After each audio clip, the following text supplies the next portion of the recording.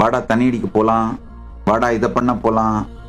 பண்ணலாம் அப்புறம் பார்த்துக்கலாம்டா, இதுக்கெல்லாம் கூட தைரியம் இல்லைன்னா என்னடா லைஃப், அந்த மாதிரி கும்பலோட சேர்ந்தீங்கன்னா நீங்க நாசமாகவே போக வேண்டாம், அவங்க உங்களை நாசமாக்கிடுவாங்க. நீங்க உங்களுடைய மனத்தின்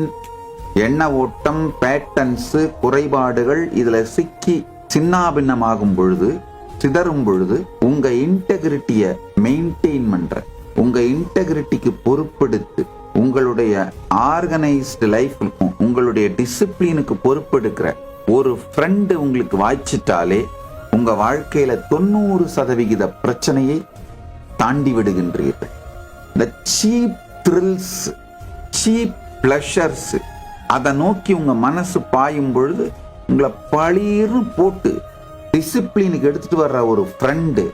உங்க வாழ்க்கையில நீங்க 50 வருடத்தை வேஸ்ட் பண்றதுல இருந்து உங்களை காப்பாத்துற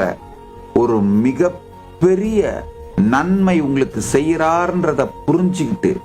நீங்க அவரை நம்புற, அவர் உங்களோட